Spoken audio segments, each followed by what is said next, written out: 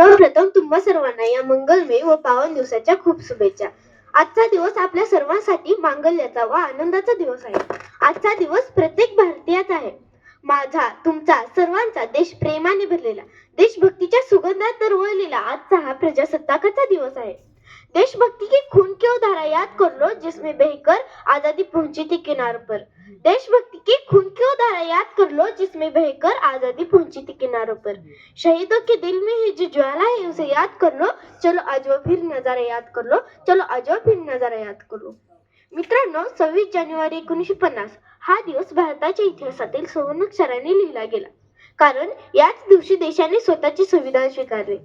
याच दिवशी भारतातील प्रत्येक नागरिकाला समान सन्मान मिळाला. याच दिवशी भारत एक संपूर्ण सार्वभौम समाजवादी धर्मनिरपेक्ष लोकशाही प्रजासत्ताक राष्ट्र म्हणून जगाच्या पटलावर उभा राहिला. मित्रांनो, आपले संविधान हे जगातील सर्वात मोठे व सविस्तर संविधान आहे. डॉक्टर बाबासाहेब आंबेडकरांच्या दूरदृष्टीतून, परिश्रमातून आणि ज्ञानातून हे संविधान साकार झाले.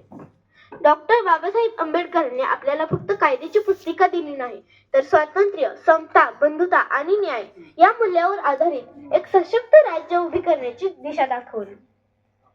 मित्रांनो, आज सर्व विद्यार्थी सांगतात की आपल्या पूर्वजांनी दिलेल्या बलिदानाबद्दल, पण कोणी हा विचार करत नाही की आपण आपल्या देशाला काय दिलं. आज सर्व लोक आपल्या इथं भाषण म्हणण्यासाठी येतात, पण त्यातील एकाने विचार केला नाही की आपण आपल्या देशाला काय दिलं. आपला देश हा विविधतेत एकता जपणारा देश आहे. आपला देश हा एका जमिनीचा तुकडा नाही, तर सर्वांच्या बलिदानाने आणि सहकार्याने बनलेला आहे. मित्रांनो, आज तर सरकारी वस्त्या पिचकाऱ्यांनी लाल झालेल्या दिसतात. जिथे थुंकू नाही लिहिलेले असते ना, तिथेच लोक थुंकतात. एक काळ होता जेव्हा सुभाषचंद्र बोस म्हणत, तुम मुझे खून दो मैं तुम्हें आजादी दूंगा. पण आजचे लोक म्हणतात, तुम मुझे तंबाखू दो मैं तुम्हें चूना दूंगा.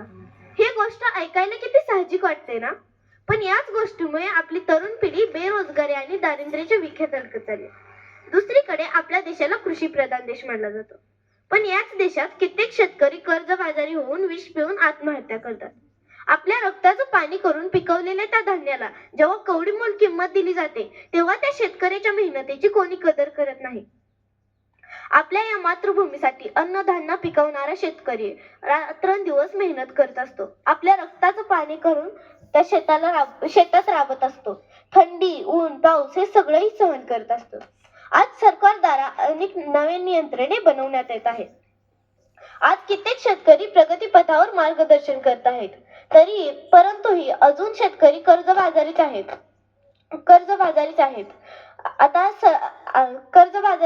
आता शाळेतील मुले काय म्हणतात, मी डॉक्टर, इंजिनियर आणि पायलट होणार. पण असं म्हणत नाही की मी डॉक्टर, इंजिनियर, पायलट आणि प्रगतशील शेतकरी होणार. जय हिंद.